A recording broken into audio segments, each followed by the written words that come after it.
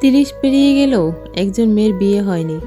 তিনি দেখতে বেশ চমৎকার, সুন্দর ও মায়াবী, উচ্চতাও বেশ। শুধু একটাই সমস্যা, তিনি কথা বলতে পারেন না।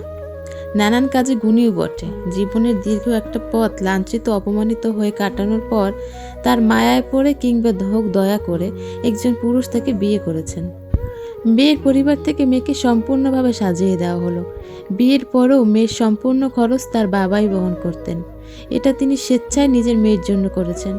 ১.৫ বছর পর্যন্ত সবকিছু ঠিকঠাকই ছিল। তাদের একটা সন্তানও হয়। স্বামী তার স্ত্রীকে ভীষণ ভালোবাসেন, যত্ন নেন, একটু একটু লেখাপড়াও শিখান, যেন অন্তত চলার মতন কথাবার্তা আদান প্রদান করা যায়। হঠাৎ করে একদিন কি জানি হলো, স্বামী তার স্ত্রীকে তার বাবার বাড়িতে রেখে দিয়ে গেলেন। যদিও ভরণ পোষণের দায়িত্ব তার কাঁধে নেই, তবুও সন্তানকে দেখার জন্য হলেও একবারের জন্য আসেন না। অনেক চেষ্টার পর একদিন স্বামী আসেন।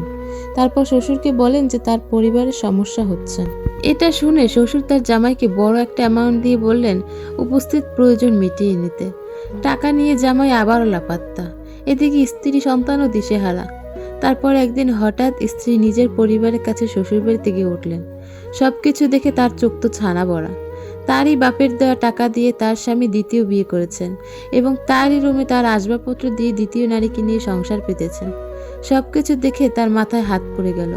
বাক প্রতিবন্ধী হওয়ার দরুন তিনি তার বুকের ভেতর জমে থাকা কথাগুলো ফুটিয়ে তুলতে পারলেন না। তার জগৎ ভীষণভাবে ভেঙে পড়ল। বাক প্রতিবন্ধী হওয়ার জন্য সারা জীবন লাঞ্ছনার বেদনাগুলো সেদিন হয়তো আরো প্রকট রূপ ধারণ করেছিল। জীবন এভাবে রঙিন হয়ে পুনরায় আবার ধূসরতায় ঢেকে যাবে তা হয়তো কখনো কল্পনাও করেননি এই নারী। হয়তো বা কল্পনা করার মতো কোনো কথাও না। বোবা হয়ে জন্ম নেওয়াটাই ছিল অপরাধ। এই দুনিয়ায় শারীরিক অক্ষমতাপূর্ণ একজন মানুষের কোনো স্থানই যেন নেই। সমাজ এবং পরিবার যেন তাদেরকে মেনেই নিতে পারে না। এই নারী আজ ২ মাস ধরে মানসিক স্বাস্থ্য ইনস্টিটিউটে আছেন।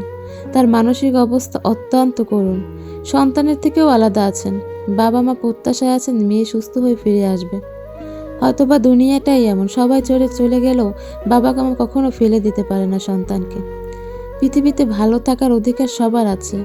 সে যেই হোক, যেমনই হোক, সবারই নিজস্বতা আছে। সবারই পছন্দ, সুখ, শান্তি চাওয়া পাওয়ার অধিকার আছে। নিজের সুখ চাওয়া পাওয়া অপরাধ না। অপরাধ হলো যখন কারো দুর্বলতা জেনে শুনেও আপনি তাকে আপন করে নেন, ভালোবাসেন, যত্ন করেন, তারপর খুব সূক্ষ্মভাবে তাকে ভেঙে দেন, তার পিছনে ছুরি মারেন, তাকে তার দুর্বলতা দিয়ে আঘাত করেন, সম্পূর্ণ নিঃশেষ করে ফেলে তার জীবন ধ্বংসের মুখে ঠেলে দেন। এই অপরাধের বিচার একদিন ঠিকই হবে। সবাইকে তার কৃতকর্মের ফল ঠিকই ভোগ করতে হবে। তবে দুর্ভাগ্যের বিষয় কি জানেন, আমাদের সমাজে এই নরপশুগুলো ভালো মানুষের রূপ ধরে ঘুরে বেড়ায়। তাদেরকে আলাদা করা মুশকিল। এই ঘটনাটি শারীরিক অক্ষমতা সম্পন্ন এক মেয়ের সাথে ঘটে গেলেও সমাজের যে কোনো বিবেক বুদ্ধি সম্পন্ন মানুষকে এই ঘটনাটা নাড়া দেয়। কথা বলতে বলতে ছেলের শারীরিক শিক্ষা পরীক্ষার জন্য একটা পেপার ক্রাফট রেডি করে ফেললাম। তো কেমন হলো আমার পেপার ক্রাফটিংটা সবাই অবশ্যই বলবেন। আজ এই পর্যন্তই। সবাই ভালো থাকবেন, সুস্থ থাকবেন। ধন্যবাদ।